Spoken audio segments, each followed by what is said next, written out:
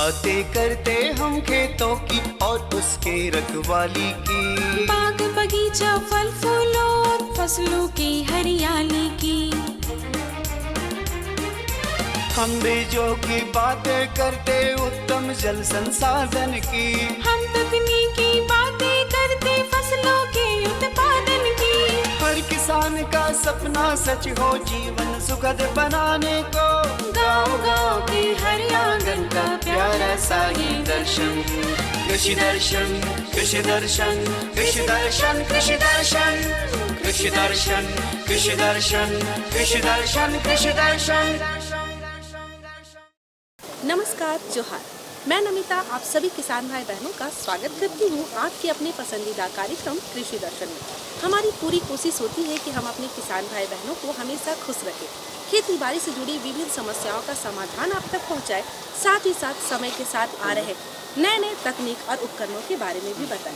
कार्यक्रम की शुरुआत हो चुकी है, तो सबसे पहले हम देखेंगे कृषि समाचार। नमस्कार, कृषि समाचार में आपका स्वागत है। मैं हूं अंशुशिखा लकड़ा। आइए देखते हैं आज कृषि समाचार में क्या है खास। मछली विक्रेताओं के लिए मत्स्य विपणन योजना, स्वरोजगार के लिए चलाई जा रही है मुख्यमंत्री पशुधन विकास योजना।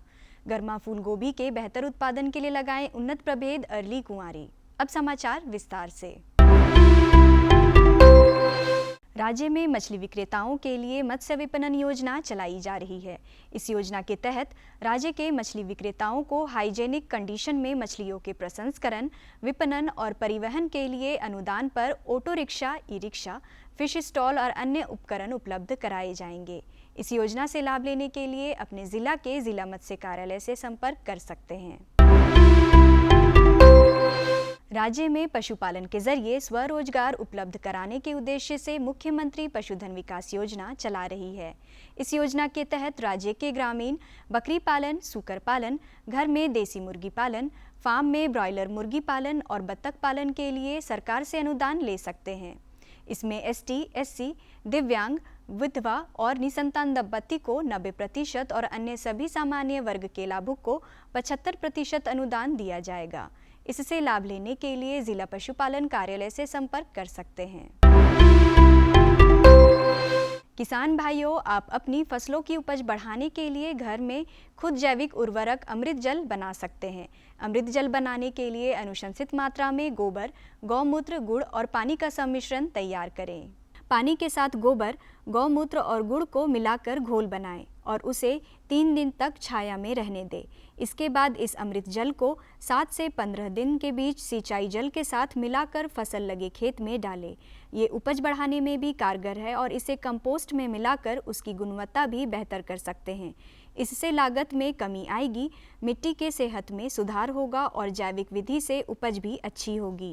अमृत जल में भी जो हम देसी गाय का गोबर, गोमूत्र 1 किलोग्राम और देसी गाय का गोमूत्र 1 लीटर, इसके साथ ही 50 ग्राम गुड़ का इस्तेमाल करते हैं और 10 लीटर पानी में इसे हम घोल के 3 दिन तक इसको छायेदार स्थान पर रखते हैं और फिर 100 लीटर पानी में इसे घोल के हम इसका खेती में प्रयोग करते हैं। इसका प्रयोग न सिर्फ खेती में किया जा सकता है 7 से 15 दिन के अंतराल पे सिंचाई जल के साथ, बल्कि इसे हम खाद बनाने में भी प्रयोग करते हैं, जिससे हमारी खाद की गुणवत्ता भी बढ़ जाती है। फूल गोभी की ग्रीष्मकालीन खेती के लिए फरवरी से मार्च तक फसल लगाने का काम कर सकते हैं। झारखंड में गर्मा फूल गोभी के बेहतर उत्पादन के लिए उन्नत प्रभेद अर्ली कुंवारी लगाएं। फूल गोभी की बुआई में 800 ग्राम बीज प्रति हेक्टेयर की दर से लगाएं। बुआई में कतारों के बीच 60 सेंटीमीटर और पौधों के बीच 30 सेंटीमीटर की दूरी रखें। गर्मा फूल गोभी के अनुशंसित उन्नत प्रभेद अर्ली कुंवारी की उत्पादन क्षमता 200 से 250 क्विंटल प्रति हेक्टेयर है। राज्य के किसान खेत की तैयारी करने और खरपतवार नियंत्रण के लिए कृषि उपकरण बखर का उपयोग कर सकते हैं। इसकी कार्य क्षमता 1 से 1.5 एकड़ प्रतिदिन है। आइए जानते हैं बैगन फसल को रासायनिक दवा के बिना कैसे कीट मुक्त रखें। कई पक्षी कीट खाते हैं। ये कीट उन्हें फसल लगे खेतों में मिल जाते हैं। इस बात को ध्यान में रखते हुए बैगन फसल की खेती करने वाले किसान अपने खेतों में पक्षियों को बैठने के लिए पक्षी आश्रय स्थल बनाएं। पक्षी कीटों को मारकर खा जाएंगे। इससे फसल कीट मुक्त रहेगी। और अब एक नज़र राज्य के 5 प्रमुख शहरों के मौसम के मिजाज पर। आज राज्य के 5 प्रमुख नगरों के अधिकतम और न्यूनतम तापमान कुछ इस प्रकार दर्ज किए गए। रांची का अधिकतम तापमान रहा। कृषि समाचार में आज इतना ही। अगले दिन अगले अंक में फिर मुलाकात होगी कुछ ताज़ा तरीन खबरों के साथ। तब तक के लिए दीजिए इजाज़त। नमस्कार, जोहार। अभी आप देख रहे थे कृषि समाचार, जहां खेती बाड़ी से जुड़ी ढेरों जानकारी आपने ली। मंडी का भाव, मौसम का मिजाज, नीति, तकनीक, उपकरण के बारे में जाना और भी बहुत सारी बातें आपके साथ यूं ही करेंगे, लेकिन उससे पहले लेते हैं ये छोटा सा विराम। भारत सरकार का हर प्रयास किसानों को दे रहा है एक नई आस। देश के किसानों की खुशहाली और उन्हें आत्मनिर्भर बनाने के लिए भारत सरकार समर्पित है। प्रधानमंत्री श्री नरेंद्र मोदी जी के नेतृत्व में कृषि क्षेत्र में किए गए निरंतर प्रयासों के फलस्वरूप देश खाद्यान्न व बागवानी के क्षेत्र में आत्मनिर्भर हो चुका है और देश में दलहन का उत्पादन भी बढ़ा है। इसी तरह भारत सरकार ने खाद्य तेलों के उत्पादन को बढ़ाने के भी अनेक प्रयास किए हैं। इसी क्रम को आगे बढ़ाते हुए माननीय प्रधानमंत्री श्री नरेंद्र मोदी जी के नेतृत्व में भारत सरकार ने दूरदर्शी निर्णय लेते हुए राष्ट्रीय खाद्य तेल मिशन ऑयल पाम की शुरुआत की है। इस मिशन से देश भर के किसानों को बहुत लाभ मिलेगा। कृषि के पूंजी निवेश में वृद्धि होगी, खाद्य तेल आयात पर देश की निर्भरता कम होगी और रोजगार के नए अवसर पैदा होंगे। खाने के तेल में आत्मनिर्भरता के लिए अब राष्ट्रीय खाद्य तेल मिशन ऑयल पाम का संकल्प लिया गया है। इससे किसानों को तो सीधा लाभ होगा ही, गरीब और मध्यम वर्ग के परिवारों को सस्ता और अच्छी क्वालिटी का तेल भी मिलेगा। यही नहीं, ये मिशन बड़े स्तर पर रोजगार का निर्माण करेगा। इस मिशन के अंतर्गत ऑयल पाम का रकबा और पैदावार बढ़ाने पर जोर देने के लिए सरकार ने 11,000 करोड़ रुपए से अधिक की सहायता राशि निर्धारित की है। मिशन के तहत सरकार ने ऑयल पाम की खेती के लिए रोपण आदि की सहायता में बढ़ोतरी करते हुए पहले मिलने वाले 12,000 रुपए प्रति हेक्टेयर को बढ़ाकर 29,000 रुपए प्रति हेक्टेयर तक कर दिया है। ऑयल पाम के पुराने बागों के पुनरुद्धार के लिए 250 रुपए प्रति पौधा के हिसाब से विशेष सहायता दी जा रही है। पौधारोपण सामग्री की कमी दूर करने और बीजों की पैदावार करने वाले बागों को भी सहायता दी जाएगी। इसके तहत 15 हेक्टेयर ऑयल पाम उद्यान के लिए 80 लाख रुपए तक की सहायता राशि दी जाएगी। इसके अलावा नर्सरी विकास के लिए 40 लाख रुपए तक तय किए गए हैं। पूर्वोत्तर और अंडमान राज्यों के लिए विशेष सहायता का भी प्रावधान है। ऑयल पाम के किसान ताजे फलों के गुच्छे यानी FFB का उत्पादन करते हैं, जिनकी वर्तमान में कीमतें अंतर्राष्ट्रीय मूल्यों में उतार चढ़ाव के आधार पर तय होती हैं। पहली बार केंद्र सरकार ताजे फलों के गुच्छे की कीमत के लिए किसानों को आश्वासन दे रही है। ये व्यवहार्यता मूल्य यानी VP कहलाएगा, यानी किसानों को कोई घाटा नहीं होने दिया जाएगा। व्यवहार्यता मूल्य VP तय करने की शुरुआत 1 नवंबर से होगी और अगले वर्ष 31 अक्टूबर तक जारी रहेगी। इसे ऑयल पाम वर्ष कहा जाएगा। इस योजना के तहत वर्ष 2025-26 तक ऑयल पाम का रकबा 6.5 लाख हेक्टेयर सृजित करने और कच्चे ऑयल पाम की पैदावार वर्ष 2025-26 तक 11.20 लाख टन पहुंचाने का लक्ष्य निर्धारित किया गया है। सरकार के इस महत्वपूर्ण निर्णय से देश में ऑयल पाम की खेती करने वाले किसानों में विश्वास पैदा होगा और वे खेती का रकबा बढ़ाएंगे। इस तरह पाम ऑयल का उत्पादन भी बढ़ेगा, जिससे किसानों की आय बढ़ेगी और ग्रामीण अर्थव्यवस्था भी सुदृढ़ होगी। किसान भाई बहनों, आज हम बातें करेंगे दलहनी फसल की समसामयिक देखभाल। सबसे पहले तो हमें ये जानना चाहिए कि समसामयिक क्या है। समसामयिक का मतलब होता है समकालीन या समय के साथ। तो आइए जानते हैं कि दलहनी फसल की देखभाल हम कैसे करें। इसके लिए हम सीधा चलेंगे स्टूडियो, जहां हमारे विशेषज्ञ हमारे साथ जुड़ चुके हैं। किसान भाइयों नमस्कार। कृषि दर्शन के आज के इस अंक में आप सभी का स्वागत है। किसान भाइयों, दलहनी फसलों का आप खेती करते हैं और बड़े पैमाने पर झारखंड में दलहनी फसलों की खेती होती है। बहुत सारे किसान भाई से जुड़े हुए हैं, लेकिन कई बार ऐसा होता है कि सही जानकारी के अभाव में हम ज़्यादा से ज़्यादा उत्पादन नहीं ले पाते हैं। यानी कि किस समय किस तरह की देखभाल की जानी चाहिए। जी हाँ किसान भाइयों, इसी विषय पर हमारी बातचीत हुई कि दलहनी फसलों की समसामयिक देखभाल आप किस तरह से करें, और विषय पर बातचीत करने के लिए हमारे साथ स्टूडियो में मौजूद हैं डॉक्टर परवेज़ आलम। डॉक्टर परवेज़ आलम बिरसा कृषि विश्वविद्यालय में कृषि वैज्ञानिक हैं। डॉक्टर साहब, इस कार्यक्रम में आपका स्वागत है। नमस्कार। नमस्कार। जोहार किसान भाइयों। किसान भाइयों, तमाम बातें होंगी, आप हमारे साथ जुड़े रहिए। डॉक्टर साहब, जब दलहनी फसलों की खेती की बात करते हैं तो झारखंड में कई तरह की फसलें उगाई जाती है। झारखंड की दृष्टि से अगर हम कहें तो कौन कौन सी दलहनी फसलें हैं जो यहाँ के लिए उपयुक्त हैं? देखिए, झारखंड में बहुत सारे दलहनी फसल यहाँ के लिए उपयुक्त हैं। जैसे कि दलहनी फसल 2 सीजन में लगाया जाता है, आपको पता है। एक खरीफ में लगाते हैं और दूसरा रबी में लगाते हैं। जो खरीफ की जो दलहनी फसल होती है वो अलग होती है, जैसे अरहर, है ना। तो चूंकि खरीफ का चर्चा नहीं है, रबी फसल की चर्चा अभी हम लोग कर रहे हैं, बिल्कुल। तो हम रबी में जो लगने वाले दलहनी फसल हैं उनका नाम हम यहाँ पर लेंगे। तो उसमें प्रमुख जो है वो चना है, मटर है, मसूर है ना। और आप देखे होंगे किसान भाई इन तीनों फसल का खेती करते हैं और इसका अधिक से अधिक लाभ भी लेते हैं। बिल्कुल।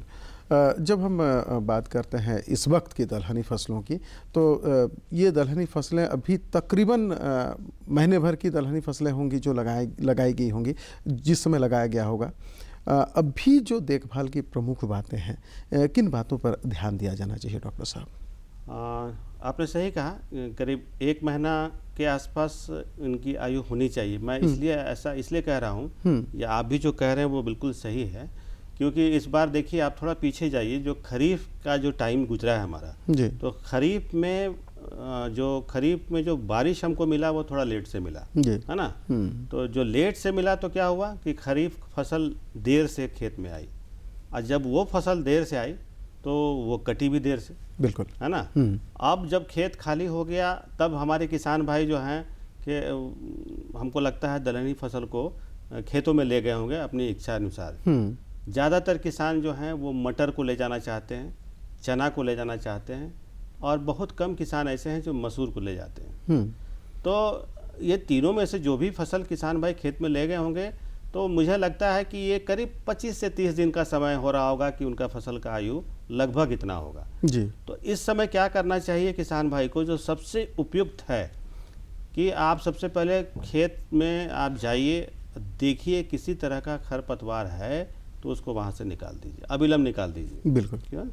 और दूसरा, अगर आपके पास सिंचाई है तो ज़रूर वहाँ पर सिंचाई आप खेतों में करें, क्योंकि देखिए अब क्या होगा कि कुछ दिन के बाद 10 से 15 दिन के बाद जो है वो फूल आने का समय हो जाएगा। बिल्कुल। और जितने भी दलहनी फसल होते हैं, चाहे वो चना हो, मटर हो, मसूर हो, इनको 2 बार सिंचाई करना बहुत ही ज़रूरी होता है। एक पहला फूल आने से पहले जी, और दूसरा जो है जब पॉड बन जाते हैं, यानी पॉड इनिशिएशन, जिसमें फल लगता है, तो फल लगने से पहले सिंचाई करेंगे तो आप देखेंगे कि आपका इनपुट सारा वही है, मेहनत आपका सब वही है, लेकिन ये 2 सिंचाई अगर समय पर आपने कर दिया तो मुझे लगता है कि आपको पैदावार में काफ़ी बढ़ोतरी मिले। बिल्कुल।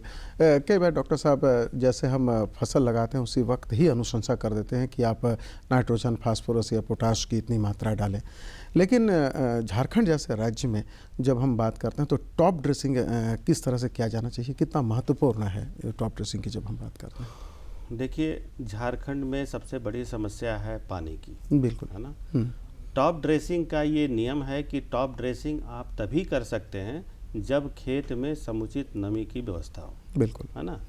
हमारे यहाँ झारखंड में अभी तक सिर्फ 12% एरिया ऐसा है जिसमें सिंचाई की सुविधा उपलब्ध है, और ये बहुत बड़ा दुर्भाग्य है हमारे लिए भी और हमारे किसान भाई भी के लिए भी, कि वो चाहते तो हैं खेती करना, लेकिन उनको अगर सिंचाई नहीं मिलेगी, पानी नहीं मिलेगा, तो वो कहाँ से कर पाएंगे। बिल्कुल। तो इस हालत में हम क्या करते हैं कि किसान को ये अनुशंसा करते हैं कि भाई आप टॉप ड्रेसिंग के इंतज़ार में मत रहिए, जो भी आप फसल लगा रहे हैं, दलहनी फसल लगा रहे हैं, उसमें नाइट्रोजन, फास्फोरस, पोटास और सल्फ़र का मैं विशेष रूप से नाम लेना चाहूँगा, इन सब की जो अनुशंसित मात्रा है वो आप बुआई के समय ही दे दीजिए। बिल्कुल, ठीक है।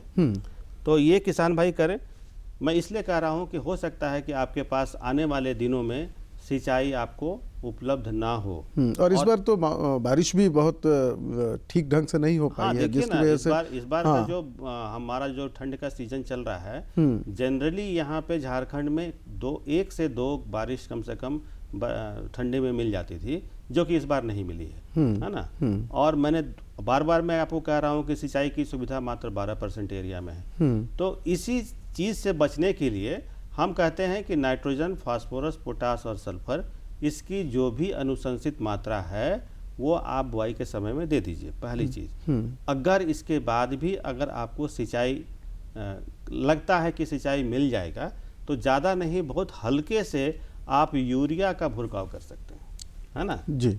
यूरिया का भुरकाव कर सकते हैं, ताकि क्या हो कि दाना जो बने वो पुष्ट बने और किसान भाई को उससे ज़्यादा लाभ हो। बिल्कुल, 2 महत्वपूर्ण बातें आपने बताई कि एक तो निराई गुड़ाई की जो बात है वो ध्यान रखें, खरपतवार पर के नियंत्रण पर बहुत ध्यान रखें, क्योंकि जो पौधे हैं उनको पोषक तत्व नहीं मिल पाता है। दूसरी बात, आपने एक महत्वपूर्ण बात ये भी बताई कि अगर आप टॉप ड्रेसिंग करते हैं तो सिंचाई का प्रबंधन, नमी अगर होगी तभी आप टॉप ड्रेसिंग पर विशेष ध्यान दें। इसके अलावा डॉक्टर साहब, जब हम खेत में जा रहे हैं तो एक बात का और ध्यान देना बहुत ज़रूरी है, कीट और रोग का भी, तो थोड़ा बहुत ध्यान उस पर भी दिया जाना चाहिए। देखिए, कीट और रोग ऐसे मेहमान हैं हमारे जो बिना बुलाए चले आते हैं जी, है ना। और ये अगर थोड़ा सा अगर आप 10 दिन 15 दिन खेत में अगर आप अनदेखा कर दिए तो वो समय काफ़ी होता है आपके सारे मेहनत पे पानी फेरने के। वो रातों रात आपके फसल को इस तरह से खा जाएंगे कि आपको पता ही नहीं चलेगा। तो करना क्या चाहिए कि अभी किसान भाई को सजग रहने की ज़रूरत है। वो कम से कम रोज़ 1 या 2 दिन के अंतराल पर अपने खेतों में जाएं, फसल को अच्छी तरह से निगरानी करें। अगर उनको लगता है कि हमारे खेत में कोई कीट का आक्रमण हो रहा है, ठीक है, तो तुरंत आप दवा का वहाँ पर प्रयोग कीजिए। दवा कौन सा आप इस्तेमाल करेंगे? इंडोक्सा कार्ब करेंगे। इंडोक्सा कार्ब 1.5 ml पर लीटर वाटर। फिर से मैं दोहरा दे रहा हूँ, इंडोक्सा कार्ब 1.5 ml प्रति लीटर पानी में इसका घोल बना करके आप तुरंत खेतों में छिड़काव कीजिए। ये तो रह गई रासायनिक दवा के बारे में। लेकिन आप जानते हैं कि मैं हमेशा से रासायनिक दवाओं के प्रयोग के खिलाफ रहा हूँ, बिल्कुल, है ना। मेरे हिसाब से जो बेस्ट दवा होती है वो आप नेचुरल दवा बना लीजिए, और किसान भाई के पास ये प्रचुर मात्रा में उपलब्ध है। कैसे? वो नीम की जो खल्ली है, निमोड़ी है, उसको आप पीस करके उसको स्प्रे करें, तो इसमें किसी तरह का कोई रसायन भी नहीं है। और अगर आप शुरुआत में ही इसको स्प्रे कर देंगे तो हमको नहीं लगता है कि कीट का आक्रमण आपके खेतों में होगा। बिल्कुल, तो कोशिश करें अपने स्वास्थ्य के लिए भी, अपने समाज के स्वास्थ्य के लिए भी, जितना तक हो सके रासायनिक दवाओं का प्रयोग कम से कम करें। जो नेचुरल जो कीटनाशक है, जैसे मैंने बताया कि नीम से जो हम कीटनाशी बनाते हैं, जो निमोड़ी होती है उससे जो बनाते हैं, उसका इस्तेमाल करें तो ज़्यादा अच्छा रहेगा। बिल्कुल, हाँ, बिल्कुल बिल्कुल। जब हम बात करते हैं डॉक्टर साहब, झारखंड जैसे राज्य में आपने बताया कि चना हो या मसूर हो या मटर हो, ये बहुत सारे प्रभेदों की बात भी हम इसके साथ जोड़ देते हैं। हम ये जानना चाहेंगे डॉक्टर साहब, जो झारखंड की ज़मीन है उसके लिए जो प्रभेद हैं, जो अनुशंसित प्रभेद हैं, ये कौन कौन से होने चाहिए? हालांकि अभी हम समसामयिक ये की बात कर रहे हैं, लेकिन ये जानकारी भी किसानों के लिए बहुत महत्वपूर्ण होती है। सही बताया। तो ये जानकारी किसानों तक पहुँचे, आपके माध्यम से ये जानना चाहेंगे कि प्रजातियों के चुनाव में क्या ध्यान रखें, कौन कौन सी प्रजातियां महत्वपूर्ण होती है? देखिए, आज के डेट में बहुत सारे ऐसे प्रभेद झारखंड के मिट्टी के लिए हम लोगों ने टेस्ट किया हुआ है, और उसमें हमने पाया है कि सर्टेन, जैसे मान लीजिए आप मटर की बात कर रहे हैं, अमन वैरायटी बहुत अच्छी करती है। आप चना की बात कर रहे हैं, बिरसा चना 3 हम लोगों ने निकाला हुआ है बिरसा एग्रीकल्चर यूनिवर्सिटी से। काक टू वैरायटी जो है चना की, वो बहुत अच्छी है। और HUL 57 ये मसूर की वैरायटी है। तो इसको किसान भाई अपने खेतों में लगाएं। तो हमको लगता है कि उनको, लेकिन ये चर्चा करना अभी बहुत मुनासिब नहीं है। मुनासिब नहीं, क्योंकि खेत में ऑलरेडी किसान भाई लगा चुके होंगे। लेकिन अगले साल के लिए आप चाहें तो इनको नोट करके रख लें, ताकि आप अगले साल आपको प्रभेद चुनने में दिक्कत ना हो। एक चीज़ गौतम जी मैं कहना चाहूँगा कि कीट के बारे में तो हम लोगों ने चर्चा की, लेकिन बीमारी के बारे में चर्चा, बीमारी के बारे में, बीमारी भी आती है इसमें। तो देखिए, बीमारी के बारे में हम आपको सजग इसलिए करना चाह रहे हैं कि जब भी आपको लगता है कि कीट नहीं, ये कुछ बीमारी हमारे खेत में आ गई है, तो अपने से दवा का इस्तेमाल ना करिए। अच्छा, है ना। आपसे विनम्र निवेदन है कि मतलब जैसे होता है क्या है कि कुछ बीमारी लगा, आप अपने गांव के जो दुकानदार हैं उससे जाके बोलते हैं और उसकी जो भी दवा वो देते हैं उसको ला के आप सीधे खेत में डाल देते हैं। भले ही वो दवा उस बीमारी के लिए उपयुक्त हो या नहीं, इससे तो कोई मतलब नहीं है, लेकिन इससे क्या होता है कि इससे आपका भी नुकसान होता है, आपके पैसे बर्बाद होते हैं और जो बीमारी मिट्टी पर भी असर होता है। बिल्कुल बिल्कुल, सॉइल हेल्थ पे भी असर पड़ता है और आपकी बीमारी ठीक भी नहीं हो पाती है। तो इस कंडीशन में हम आपके माध्यम से किसान भाई को ये अनुरोध करना चाहेंगे कि देखिए, अब हमारा जो झारखंड राज्य है, हम गर्व है हमें इस बात पर कि सारे जितने भी जिले हैं सब में कृषि विज्ञान केंद्र खुल गए हैं जी, है ना। तो आप बीमारी ग्रसित या आपको कीट से जो भी तरह का पौधा आपको दिखता है, आप तुरंत वहाँ से उखाड़िए और आपके जो सबसे निकटतम जो कृषि विज्ञान केंद्र है वहाँ पे ले जाके, वहाँ पे बहुत सारे विशेषज्ञ इसके रहते हैं, प्लांट प्रोटेक्शन और एंटोमोलॉजिस्ट दोनों रहते हैं।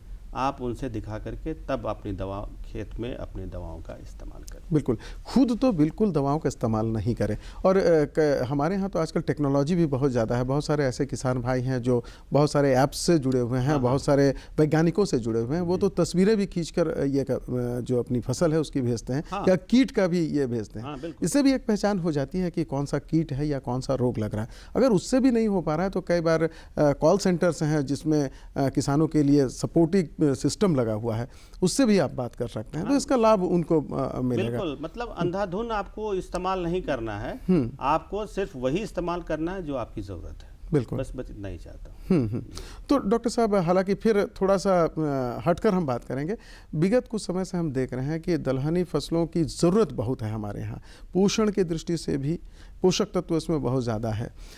इसके अलावे इसका रकबा बहुत ज़्यादा बढ़ना चाहिए। तो अगर रकबा की बात हम करें तो किस तरह से दलहनी फसलों का रकबा हम बढ़ा सकते हैं?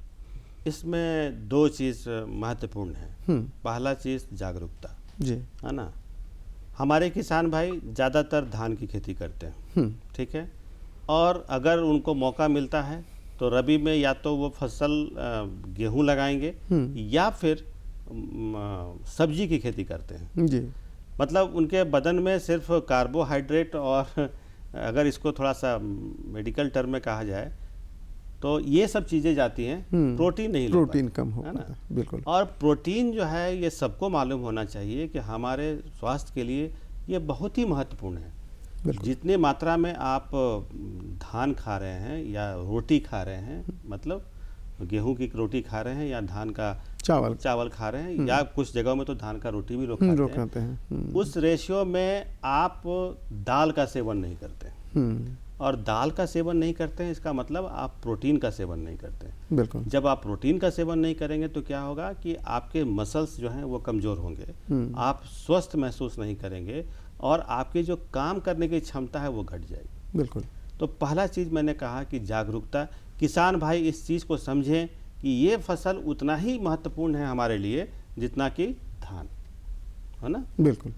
और दूसरा चीज़ जो है वो है सिंचाई। बिल्कुल, है ना। हमारे किसान बहुत अच्छे हैं, वो इतना पारंगत हैं कि हमको मालूम है कि अगर रबी में उनको सिंचाई की सुविधा दे दी जाए, और जो हम फसल की बात कर रहे हैं, चना हो गया, मटर हो गया, मसूर हो गया, इसको वो बहुत अच्छी तरह से लगाएंगे बशर्ते कि उनको सिंचाई मिल जाए। बिल्कुल। तो ये जो 12% का एरिया, मैंने चर्चा के आरंभ से ही मैं कह रहा हूँ कि 12% एरिया है, इसको कम से कम 25 से 30% इसको करना चाहिए। सरकार को इस पर ध्यान देना चाहिए ताकि ये सिंचाई का एरिया बढ़े हमारा, और जब सिंचाई का एरिया बढ़ेगा तो हमारे किसान जरूर प्रोटीन की खेती करेंगे। प्रोटीन की खेती का मतलब दाल की खेती करेंगे और उससे और दलहनी फसलों में सिर्फ हम सीधे बेचकर ही नहीं, बहुत सारी दलहनी फसलें हैं जिसका हम प्रसंस्करण करके भी लाभ कमा सकते हैं। हाँ, जो वैल्यू एडिशन सर्विस है, देखिए आप अगर 1 किलो चावल बेचते हैं, थोड़ा सा इसको समझिए, बिल्कुल, तो उसकी कीमत कितनी आती है? उसकी कीमत हार्डली 20 से 25 रुपए प्रति किलो आती है। 1 किलो दाल की कीमत कितनी है बताइए, आप खुद बताइए, करीब 80 से 90 रुपए प्रति किलो होती है।